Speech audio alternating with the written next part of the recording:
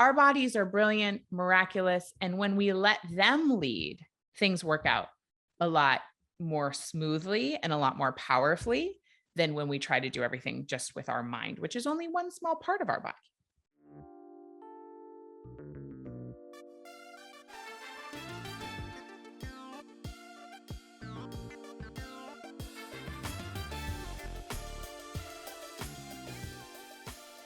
You're listening to the Redefining Wealth Podcast with Patrice Washington. Welcome back to the only space in the podcasting world that teaches you that this journey through life is about chasing purpose, not money. If you're a purpose chaser, thank you so much for being here with us. And if you're brand new, make sure that you stick around. You're going to learn so much about what the true definition of wealth is. It's not money and material possessions. That's one definition. It's actually the condition of well-being. That's the original definition. And that's what we talk about here. If that sounds like something that you are interested in, then make sure you subscribe. And then, of course, after this interview, rate and review. Let us know what this podcast is doing for you. Now, today, I sat down with my good girlfriend, Kate Northrup. She's an author and the CEO of The Origin Company.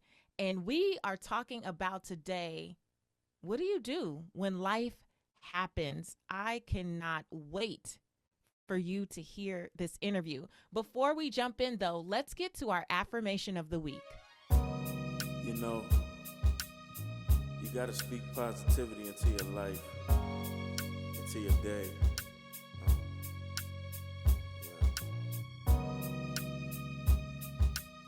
You got to affirm positivity. You got to affirm abundance.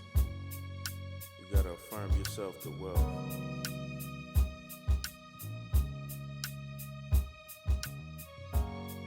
This week's affirmation is, I view every obstacle as a new opportunity. Obstacles will be thrown my way. This is a reality of life, but I don't allow distractions to throw me off course. I accept them. I embrace them. I learn the lesson and move on, continuously pressing toward my goals. Character and strength are built during adversity. Opportunities can overcome obstacles. I have a so what, now what attitude. I look life head on and declare that while XYZ challenge has occurred, this is what I will do to move on. I act in spite of my own doubts, fears, and ridicule from others. I press on despite the unexpected, and I turn lemons into tall glasses of sweet lemonade. I declare today, I view every obstacle as a new opportunity. Welcome to the Redefining Wealth Podcast, Kate. Thank you so much for having me. This is a long time coming. I think so. Yeah. Don't you think? So listen, I don't know if you know how I really was introduced to you. I think I have a story about it that might be wrong. So tell me your story. So I know we met in person. Lori Harder, our good girlfriend, brought me to your book signing in California some years ago now. And I was just in awe, in love. The entire event, all women, just felt so good. And I loved the energy that was created in that space. But that was not the first time I had ever heard of Kate Northrup. I remember seeing you. I think I was in either a hotel lobby or in the airport. I just know I was traveling and you were on, I don't know, like Today Show, maybe Good Morning America, like one of those types of shows years ago, because you were more in the finance space. Mm-hmm. So you wrote the book, Money, a Love Story, right? And so I couldn't really hear you. I could just see how animated you were. And I was like, look at her. She's a finance person with personality. I just remember thinking that, because so obviously, funny. Right, that's my lane. But I looked you up and like, oh, okay, cool. And then, you know, how it is, you go on with your life. And then Lori, you know, introduced us and said, you need to come to this event. And you were even better in person. And ever since then, you just been my girl. Thanks. That's why I just text you and encourage you sometimes or tell you things because you just have such an amazing, you just you do it for me. So I just want to say that wasn't you probably thought that was the first time, but I always think it's so amazing that you can have an experience and it's a fleeting thought like, oh, she looks like she'd be cool. And then it could have been 4 or 5 years had passed. I'm not sure how much time it was that a long time because I've only ever done one major media appearance, which you happened to catch. It was the Today Show. Okay. And that was in 2013, I want to say. A long time ago. And that was a long time I've ago. never been so nervous in my life. And I just was like, I guess I'm now playing a finance expert on TV. You're playing a finance expert. Well, that's really what I wanted to talk to you about today, though, is that you've been able to pivot several times. And that's a scary thing, right? When people kind of see you in one season of your life and their expectation is that you should always be in that box. You should always be who they met you as several years ago or 6 months ago. Like, talk to me about this journey. So you were playing a finance expert on TV. When I saw you, I couldn't even hear you. I just thought your energy was great. Yes. Like, how were you that playing? My mother helped me choose at Marshall's or maybe Nordstrom Rack. I mean, anyway, yes, sorry, I interrupted you. So how have you had all these pivots? Like, talk to us about the journey. Mm-hmm. So while I am somebody with goals and I am clear on my vision, life often has just had other plans for me. Like, I thought I was going to be a museum curator or an art dealer. And then I started this blog and I ended up getting asked to write a book, and the publisher, I gave him a variety of ideas and he was like, how about you do the money one? I mean, that's literally how that happened. So it's not the super inspiring story, but then, after I had done the money work for a while, I'll be perfectly honest, I just didn't have anything further to say. And I am somebody who gets bored easily. So continuing to say the same thing, there are many authors who essentially have like 7 books that are the same thing, but just with different titles. I just can't do it. It feels like I have shriveled up and died inside when I keep like writing the same thing over and over again. And it doesn't mean that's bad for other people. I think it's actually wonderful because we all need to be reminded about 100 million times about the same things. It's just not my way.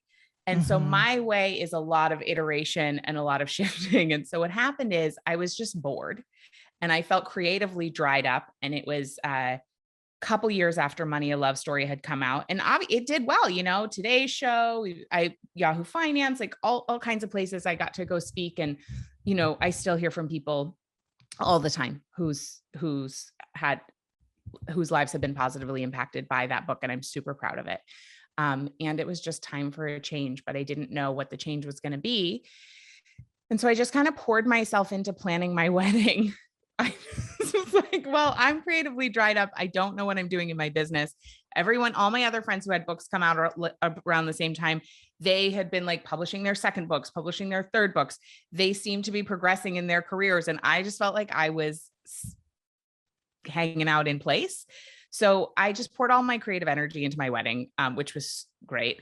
And I remember talking to my friend Marie Forleo at a wedding, and she was like, it was so healing what she said to me. She was like, when it comes to creativity, there is no hierarchy. Like, you can just pour your soul into making soup.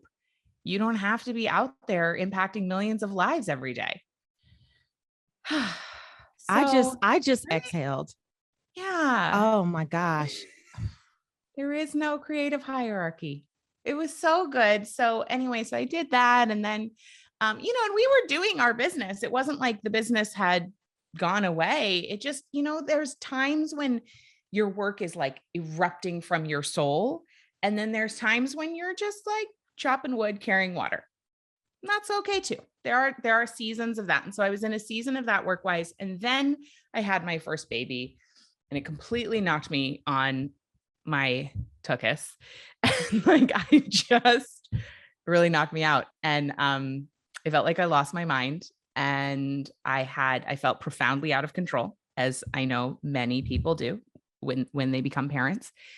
And it was when my period came back. She was 13 months old. I was still nursing. My period came back. And for the first time, I felt since becoming a mother that I had like a sense of control and a sense of something I could rely on. And so from that moment began to be birthed the work around Do Less that became the book Do Less, became the Do Less Planner, and became the Origin Company. So it really just came out of a creative fallow period for me. And that's why the pivot. And then the reason pivot to the Origin Company is I just didn't want to be a personal brand anymore, like building up more about my face and my life. It just felt weird. Really? I love this. I love though the trust you have to make each one of these pivots, right? Because like I was saying earlier, how did you overcome the like, but you're the money lady, right? Because if some people met you playing a finance expert on television, they're not expecting you to be talking about periods and cycles and how that impacts your workflow. So, well, I am somebody who sees connections between a lot of things that other people might think are not connected.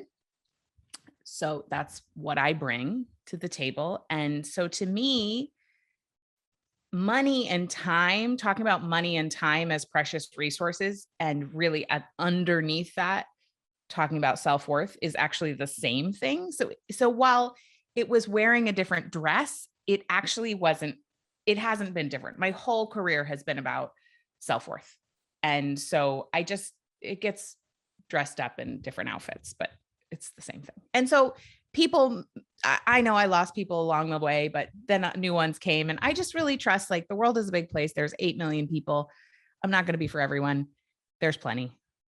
Right. That's what I tell the clients, right? Yeah. It's like, there's 8 billion people. Yeah. And did I say 8 million? Yeah, it's okay. But there's 8 billion people and you don't need all of them to like you, to trust you, to work with you, to hire you. You just need your people.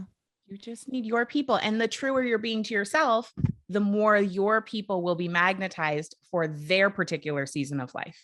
Mm-hmm. And that has been true across the board. It is a bit of a leap of faith. And so I don't want to skirt over that and be like, oh, I'm never scared. I always am in trust. That is not true.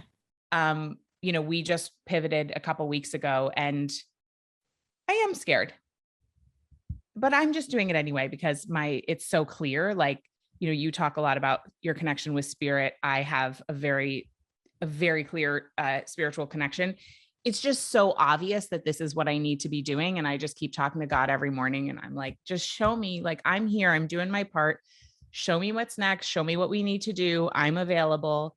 Just keep guiding me. And so even if it doesn't all like line up exactly the way I was hoping or thought, I'm just staying in that connection with God and trusting. Yeah. Cause I've learned to not be attached to what it all looks like. Yes, I have a vision. But I'm also okay if the vision shifts. I have a vision, and the vision that I hold today is what guides my activity, right? It's what guides my relationships. It's what guides my calendar. But if that shifts, it shifts. Like, I think that's the thing that's really hard for a lot of the women that I work with is they're very attached to, like, it must look this way and it must manifest in this way and it must feel this way. And it's like, I think a part of my success personally has been, at least for the last several years for sure, I care, but I don't. Right. Great. It's like, I care about the people I serve. I care about creating impact in the world, but I literally don't care about the method, the modality. I'm very open to, if something comes up that feels right in my spirit, then I will go in that direction. Yeah. And that'll just be it. I'm so with you on that. Yeah. So I've been learning a lot from you with the do less method. I want you to talk more about how you discovered this idea of doing less in a time when really, culture says you should do the most. You should be doing all the things. You should be on every platform. You should be just freaking doing everything under the sun. What's your take on that? So my take on that is that's for the birds. So my granny is 94 years old, and she has been sort of like slowly saying goodbye to the world over the last year. And we keep thinking she's going to go, and then she doesn't. And she, she's on her own timeline, as we all are. And it's beautiful. And so I just, I think about my granny a lot, and I visit her, and she's amazing. She's had this incredible life. 6 kids. She was like, became the mayor in, when she was in her 50s, and she hiked the Appalachian Trail when she was 65. And I just like think about her at the end of her life, and she is not sitting in her cabin wishing she had gotten more done. Like, what she wants is her family around. What she wants is to look at the pond. What she wants is to snuggle with her dog Buddy. And it's just, and she rides up the back hill in a tractor with my uncle. I mean, it's just like so simple. And so this is a dichotomy, because I am here to make a big impact. Like I have big dreams. I really am just so committed to changing the way our culture relates to work. But ironically, having that big dream requires me to think really simply and really focus on what matters, and know that we are here. I believe each of us is here for a very specific purpose. And yet I don't think that purpose is to be like completely wrung out and strung out so that we get to the end of our life and think like, I wish I hadn't worked so hard. I wish I had given myself permission to enjoy myself. I wish I had followed my own dreams and been truer to myself. This is from Bronnie Ware's book, The Top 5 Regrets of the Dying. She was a hospice nurse, and she spent all this time with dying people. And there are 5 things that everyone regrets at the end of the day. And one of them is, I wish I hadn't worked so much. And so now, of course, I've forgotten the question you asked me, but it was just about like how no, I love that though. I love the story about your granny. And I don't know, Kate, if it's because I'm over 40 now that I just keep thinking about things differently. I do feel like I'm on the back half, the beginning of the back half of my life. Right. And just today in my prayer room, and then talking to my husband before I went in the gym this morning, I was like, I really am in a space where I've been contemplating how much time I spent the first 40 years wanting to please other people, wanting to quote unquote, make a name for myself, wanting to prove like all these things. And how now I'm like, as I told you before we start recording, I was like, no, I don't have makeup on. They're going to get what I give them. Like now I'm on this back half, and I'm like, you know what? Like for me, showing up is the thing. Like I showed up and I give and I pour out what I have. And then when I need to be replenished and I need to retreat and go do my thing, I'm going to do that too. But this, like, there was a time when I would have broken my neck trying to get home from the gym to fully put on a whole face of makeup before we did this interview. I would have made sure, right, that there was no way that I could turn the camera on without feeling ready. But that was all very external. Internally, I'm already ready. Of course. Well, first of all, you were born ready. And second of all, like you said, that's all based on external expectation. And so really the do less methodology is about reorienting our compass so that it's coming from inside, and it's based on how we feel and our connection with spirit and our connection with our own soul and our connection with our values. And knowing that at the end of the day, like for you, having a full face of makeup isn't the most important thing. And it's not even well, in my opinion, it's not even unimportant thing, because Mhm. if we look at what results we're trying to get, and this is where I get really analytical, Mhm. I love giving the exercise. If somebody's thinking, okay, well, I know I want to do less, but I have no idea. Everything is important. And I'm like, okay, nope, it's not. And so here's how you can determine. You can take a piece of paper, and this is just an application of the 80-20 rule. You take a piece of paper, you draw a line down the middle of it, you write down the tasks that you spend your time doing on the left, and on the right, you write down your biggest wins. If it's in business, if it's in your career, but like have a category, right? So for you, Patrice, I would imagine, and then you draw a line from the biggest wins on the right to the task that was directly related to that thing. And so I would imagine putting on a full face of makeup is not directly related to your biggest wins in your career or in your life. I know for me, it is not even on the radar. I put on makeup for the first time today in 3 days. I was just looking for a little more pep in my step.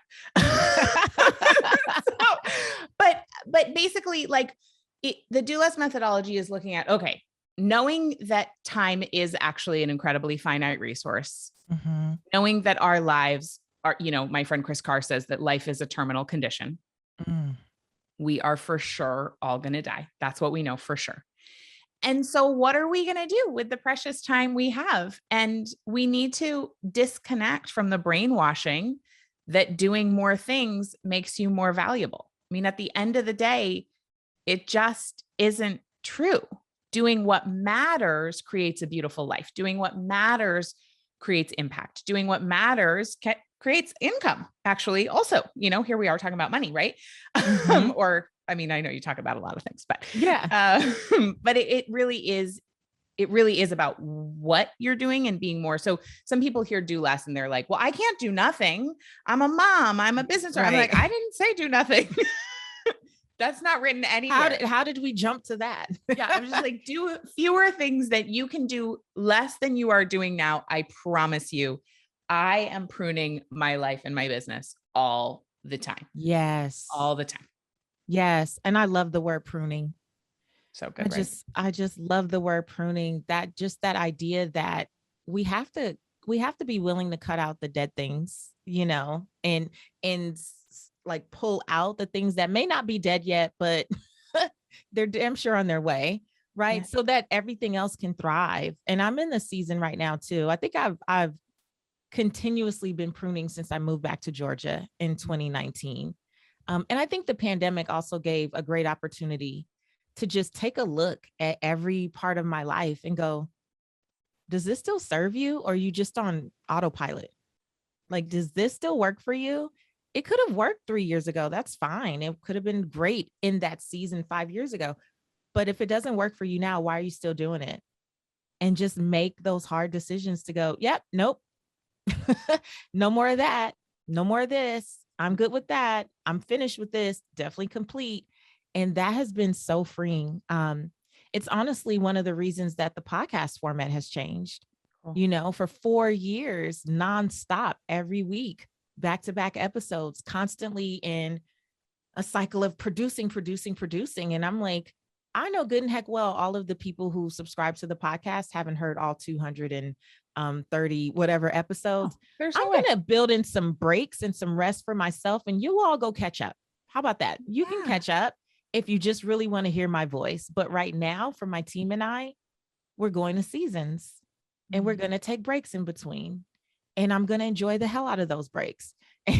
And I'll have the space to really think about creatively how I want to continue to evolve this for as long as I desire to do it.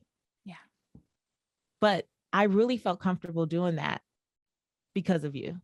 Oh, that makes me so happy to hear. Yeah. I mean, one of the things that I say is that, I don't work for the algorithm, right? Like, I don't work for the algorithm. I work for the goddess is what I say. Or you can say, I don't work for the algorithm. I work for God or the universe, whatever. The courses, the experts, the strategies that say you have to be showing up every day in all the places are literally robots. Like, We cannot base the way we work on technology that was not built with life in mind. We need to align the way we work as life-giving and align it with life force, as opposed to an algorithm that, quite frankly, is just trying to make big tech money. And they've got us all Period. by it's like the end. Like it's sick. Actually, it's quite sick. So I'm so glad that you're taking It breaks. is sick. It is sick. And speaking of break, we're going to take a break right here and we'll be right back. Hey there, if you're brand new to the Redefining Wealth podcast, maybe you've been thinking to yourself, well, what are the 6 pillars? What's the actual breakdown and what does that all entail? Well, I broke it all down for you in a free audio training called The Truth About Wealth. I want you to go check it out at patricewashington.com/start here. The Truth About Wealth is going to walk you through what each one of the 6 pillars are, but it's also going to help you assess where you are in your journey so that as you continue to listen to the podcast and lean in a little bit more to this idea of becoming a purpose chaser, you know exactly where you need to start. So head to patricewashington.com/start here and get your free audio training, The Truth About Wealth, today.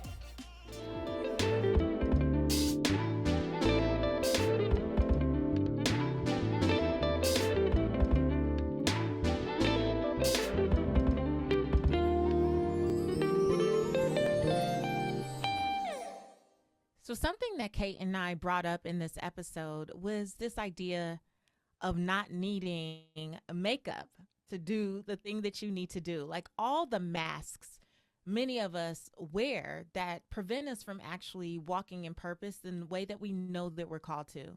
And so my wake up call with this was a few years ago, several years ago now. I would say it was about 2016, 2017. I remember coming home from the gym and having a download. I often talk about when I'm driving or in the shower, how I just get these bouts of just inspiration. And I just feel like a download that is so divine is coming through and I need to share. I feel compelled to share with others.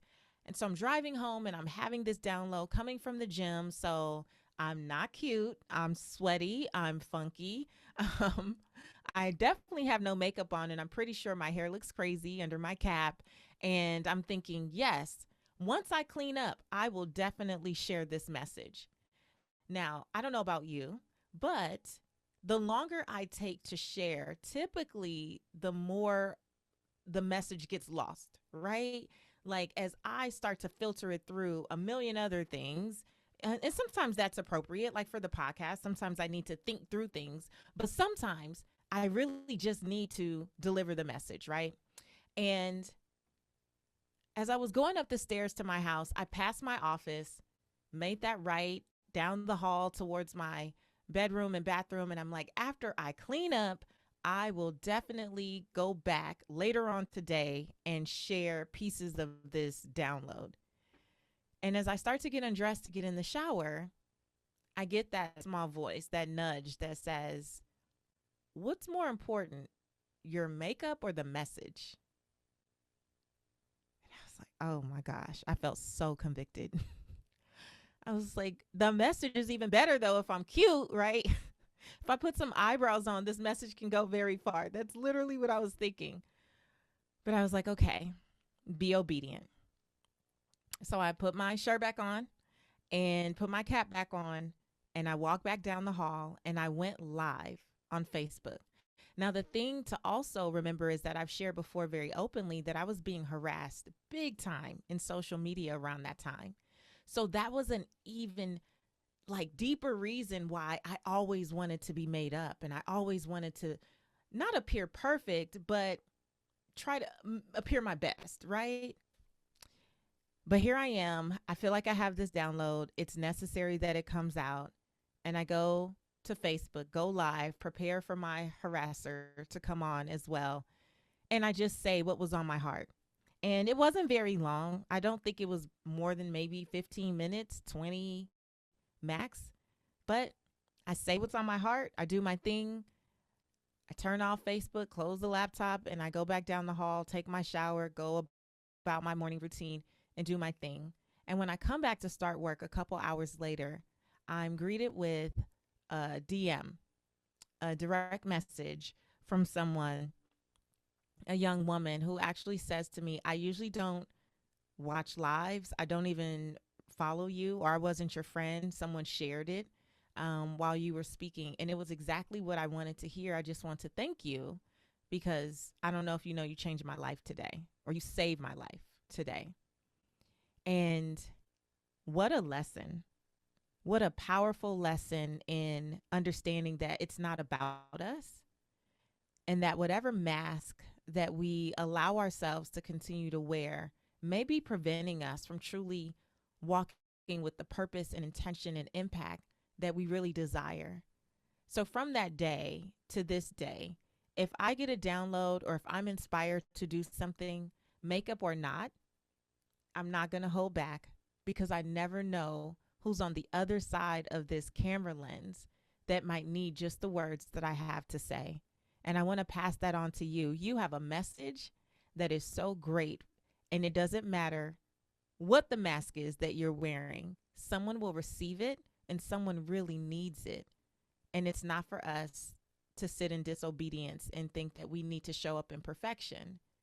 No, we simply need to show up in obedience.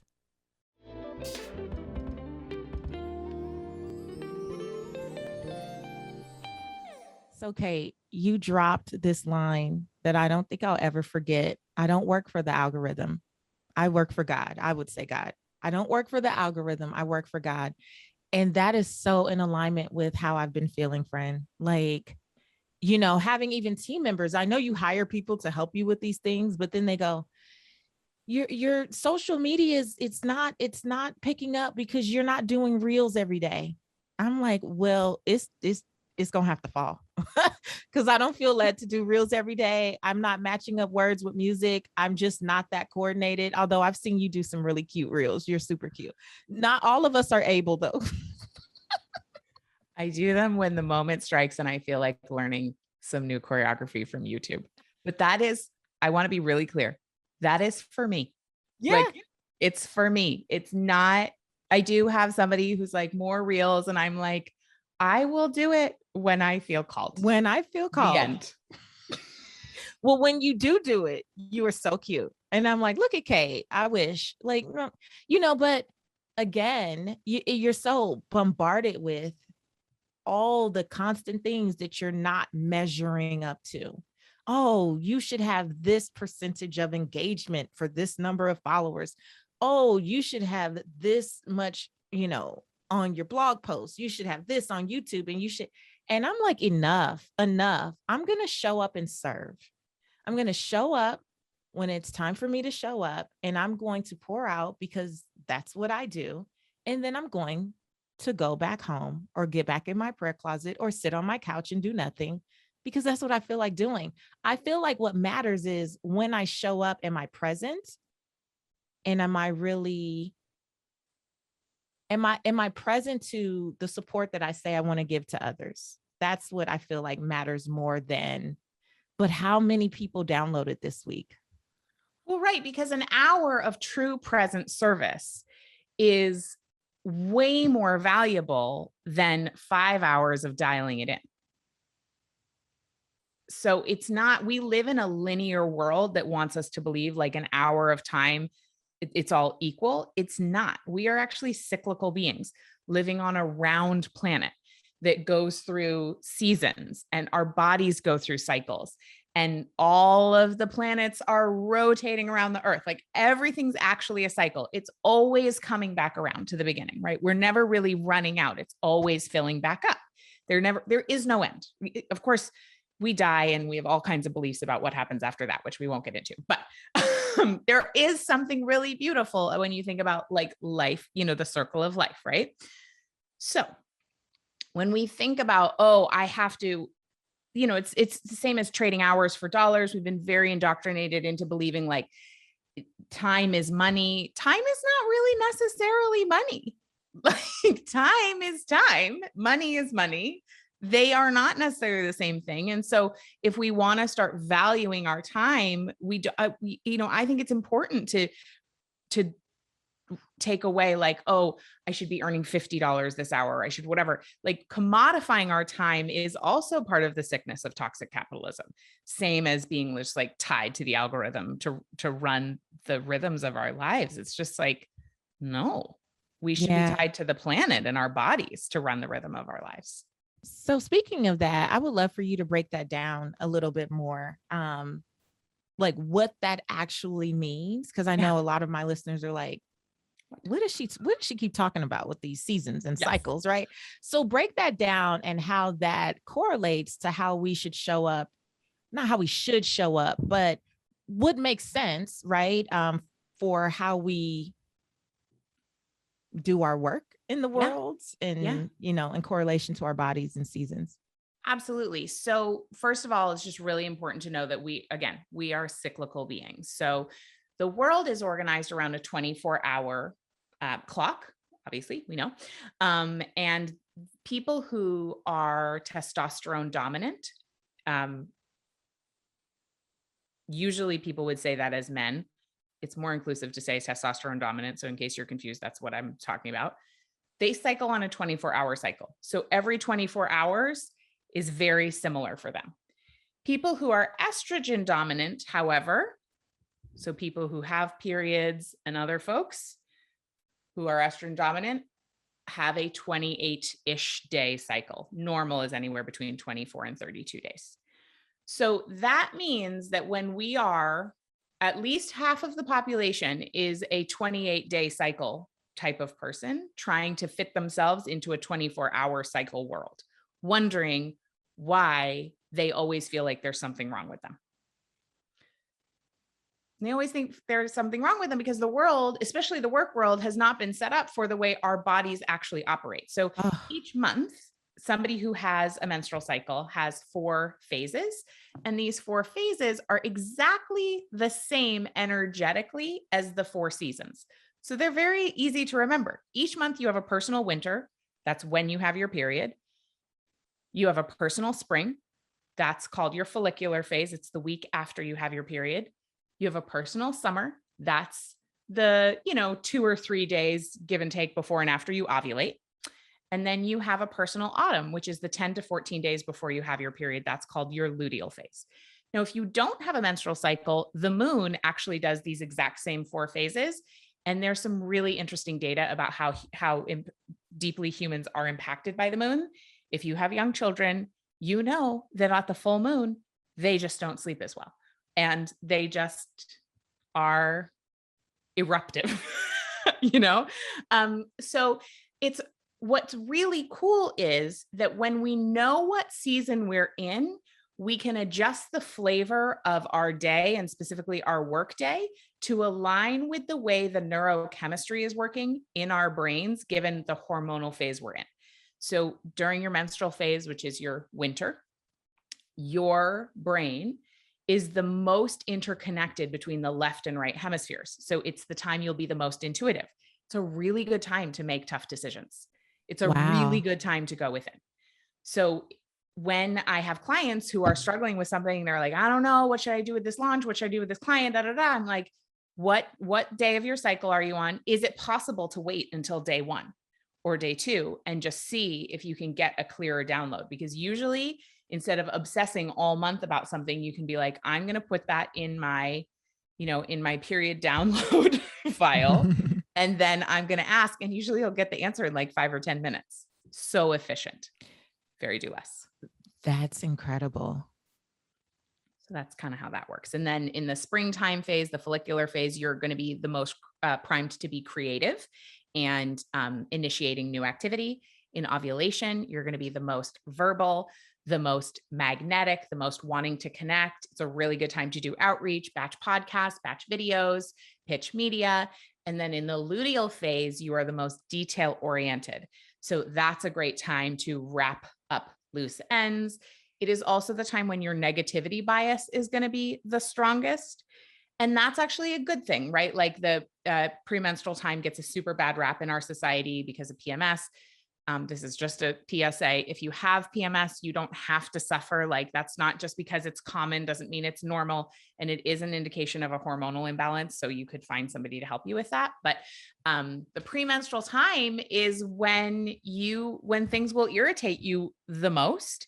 And that's good information to know about your life, because whatever irritates you is like, poking you to be like, hello, you might want to look at changing that. And then you can go into your winter and go inside and ask what might I want to do about that, if anything.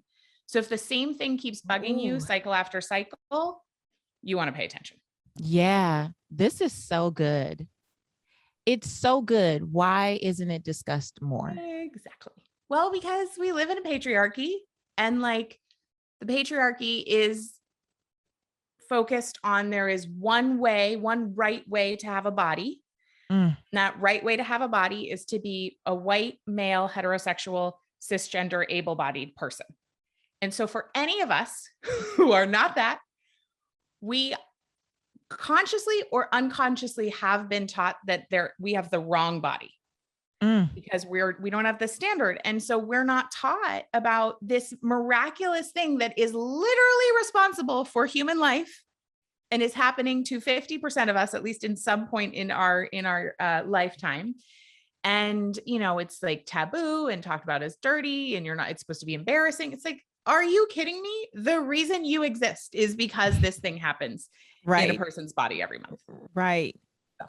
The shame, like just I remember when I was younger, when I first got my cycle, the shame of it all, right? Like wanting to hide and not let people know, and being scared that people knew all of a sudden. Like there was just so much shame. And I don't know if that ever really got undone. Well, we're swimming in it.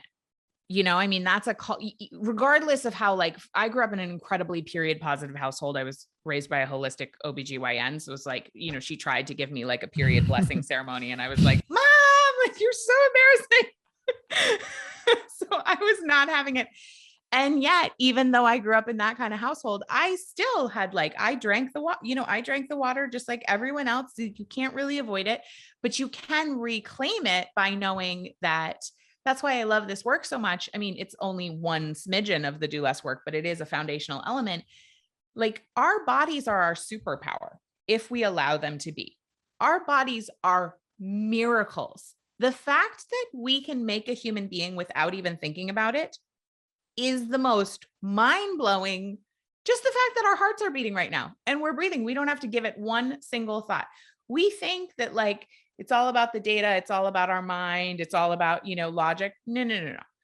Our bodies are brilliant, miraculous. And when we let them lead, things work out a lot more smoothly and a lot more powerfully than when we try to do everything just with our mind, which is only one small part of our body. Yeah. I really have not been good at tracking any of this, right? Like I have my do less planner and I take it out, and then I'm like, it feels like I have to do more. I'm going to put it back up. And I keep playing with it every few months. I'm serious. I'm like, okay. This is the time. And then I'm like, oh, I'm on day 12. Never mind. I'll start on day 1. That has been my experience. And I'm like, damn it, just start, because I do know that there are certain times when I just don't have it to give. Yes. Where I just should not be trying to be so front and center. And it's good to know that ahead of time so that you don't beat yourself up. Yeah. Because the world has already told us that there's something wrong with us just by the fact that we don't work in a 24-hour cycle. And so then if you're also adding on top of it, there's something wrong with me. I just don't feel sunshiny today. Mm-hmm. This is great. That's also part of your superpower. We need all the seasons, just like the planet needs all the seasons to be healthy. We need all the seasons, all the different faces of how we can show up. So when you track, then you know ahead of time, and then you don't waste precious energy beating yourself up. So when you track and you know ahead of time, what are the boundaries you have to set with other people? Because to them, it's just September, whatever, right? It's not like they don't know your personal calendar and your personal winter, summer, spring. So how do you use this to set boundaries with loved ones, but also just professionally? Yeah. So I'll start with loved ones. So with my husband, for example, I'll just let him know, like, I'm like, hey, I'm in my luteal phase. I'm on day 20. I'm just going to be prickly for the next week. So like, give me space. And so he just knows, like, okay, great. Kate's going to be a little prickly. So that's really helpful because not that I expect him to need to change his behavior, but for me to just say that out loud sort of diffuses Right. anything. And then he's like not trying Prickly to is a get in cute my word. business. And what was that? Prickly is a cute word. um, I'd have said something else, but I like prickly. yeah. That's cute. And then I just, I also let him know, like, hey, I got my period. I'm just going to be laying low the next 2 days. Like the first 2 days for me, because I know are just like a real inward time. I have a little trouble. I get a little like brain. I'm just super inward. And so it's not a great time for me to, and that wouldn't be the day that I would like do all the drop offs at camp, do all the packing lunch, also make dinner, so I'll be like, hey, I got my period. Can you handle dinner tonight? Just simple things like that really are easy. And then in terms of, professionally speaking, of course, our company is very period positive. So saying something like, I just got my cycle. I'm actually going to work on this in 2 days when I have more mental clarity is a perfectly acceptable thing. Not all work cultures would be like that, though. I hope that one day they will be, and I'm working on that. But it's okay, like to know if you have a relatively predictable cycle. Mine is like give or take a couple days every month, but I'll know roughly when my cycle is coming, and I just don't plan anything like the 3 days around that, so that so that if I do have the bonus time and if I do feel super energized, great. But if I don't want to do anything, I don't have to do anything. And so I like to do it a little bit predictively as opposed to like canceling a bunch of stuff. Though if you need to cancel, by all means, go for it. I love that intentionality. I feel like what happens with me is, my calendar, people are adding things, executive assistant, the podcast, the PR folks, like stuff just gets added. And I see it as I review the week ahead. And then I'm in it and I'm like, why did I allow this? Why did I say yes to this? Like, what in the world? And so in this season of doing less and pruning and all the things, that's something that I'm working on too, is just being more proactive in aligning things with my cycle. Because girl, some things are unavoidable. Like there's some things like, a big media hit or a tour or something, like some things are unavoidable, but my day-to-day stuff is like, girl, why did you let yourself get scheduled for 6 back-to-back interviews? Not the day for that. Right. But if you were on day 14 of your cycle, you'd be potentially super psyched about that and been like, this is the best day of my life. Yeah. But you know what happens though? Us not knowing this whole thing, which is why I wanted to bring it to my audience's attention, us not knowing that makes us feel crazy, right? Because it's like, here I am. I'm so blessed. I'm getting the opportunities that I prayed for. I'm getting the things that I said I always wanted. And now I got an attitude. And now I'm like, I haven't had a break all day. I've been from thing to thing. Now I'm also a person who does satellite media tours. I do 25 interviews back to back. And if they're on the right day, I am pumped. Like I'm done with the 25 and I'm like 25 more. I got it in me, right?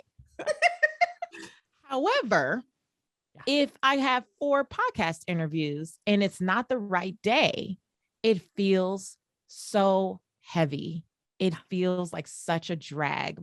I'm still producing, but not at the level and not with the grace and ease and not with the fullness of what I know I could do. And for other people, it's like, that was great. But for me, I don't feel necessarily, wonderful about it.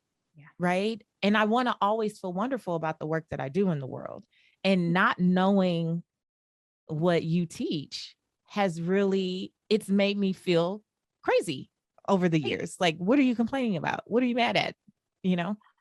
Yes. And you're obviously not crazy. So that's really important to know. I'm going to tell Gerald. Let me text Gerald and tell him. Kate said, obviously, I'm not crazy, sir. Obviously, you're not. And that's so important.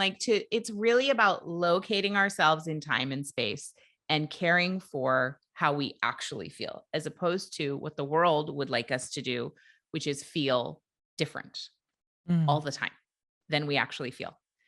Listen, life is full of a lot of friction already. Why would we add the additional layer of I am wrong, I feel the wrong way, I should feel this other way. Now let me rub sandpaper all over my psyche all day so that now I'm even feeling worse. This is ridiculous. So I'm just all about knowing where you're at and supporting where you are at, because each phase, there's no good phase and bad phase. Each just a phase has every season has beauty. Every season has purpose. Every season is meaningful and important and precious. Yeah. Yeah. So good, Kate. I just adore you. Before I let you go, I'm going to ask you what we call Redefining Wealth Rapid Wisdom questions. And you're just going to tell us the first thing that comes to mind. Great. How do you define success? Success. I think success to me is that inner feeling of being on purpose. And also it's this beautiful dance between being on purpose and know that I'm devoting my life to something meaningful, but also having filled my own cup enough that, and having taken care of myself enough that I'm having fun doing it. That is when I'm being successful. I love that. How do you define wealth in 3 words or less?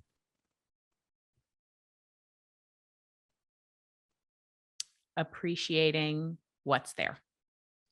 Oh, so good. What's one book that has helped you redefine wealth for yourself?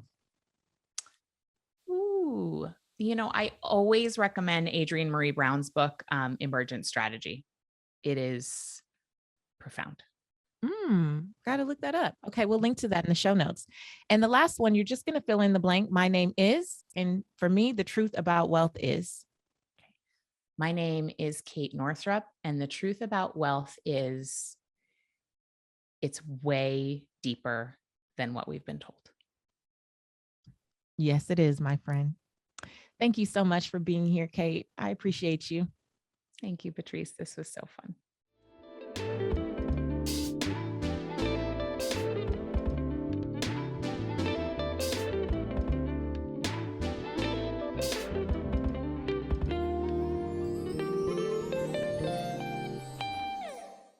Today's Ask Patrice Anything is from Jennifer in Louisville, Kentucky. Hey Patrice, my question is about trust and what it looks like to trust God during big transitions in career specifically. I know you've been through a lot of career changes and shifts and pivots, and I'm curious what prayers, scripture verses, advice, books, other resources have helped you really grow in your trust that God is moving you in the right direction through all those changes. Oh, Jennifer, I absolutely love this question about trust. I truly believe that trust is a muscle we have to build. And the way that I've personally been able to build the muscle is through journaling. I love journaling because I believe that we get hit with spiritual amnesia really quickly. And as life continues to happen, right? It's not a matter of if things are going to happen, it's when. We come through things and then we forget that we've come through things, right? We completely forget that we have already seen bad times. We've seen betrayal. We've seen hurt. We've seen suffering, and we've made it here. We've made it to the other side. And what helps to continue to build my trust as the tests get bigger and grander is going back through my journal over the years and looking at the things that I once was praying through, looking at the things that once challenged me, looking at the things that once frustrated me, and seeing the progression through the journal as doors started to open, as answers started to unfold, as things became more clear, I can look back and see that because I was leaning into my faith at that time, I made it to the other side. And so it gives me an opportunity to be more deliberate and just to remember, to not get sucked into that amnesia, right? To remember that if God brought me through before, why would he leave me here now to suffer? Why would he leave me here by myself? And that has continued to build the muscle. When I see how God brought me through small things, when my prayers were like, God, I need to pay this light bill, right? To now, different things. I don't know. God, I want to buy this retreat facility in another country to create these experiences for the women that I serve. The muscle has been built, right, throughout the years, throughout the time. And so because I know what God did before, I can trust that if it's in alignment with his will, it will be done again. Right. And so I really do believe all things work together for my good. And even when I'm in an unfamiliar scenario or it doesn't really feel good, I have learned to just fight to see the lesson or the blessing. And as long as I see, fight to see that and find it, look for the gratitude in it, I just choose to believe that as I keep going down this path, that all things are going to come together for my good. That's it for this week on the Redefining Wealth podcast. I really hope that you had some phenomenal takeaways from this week's episode.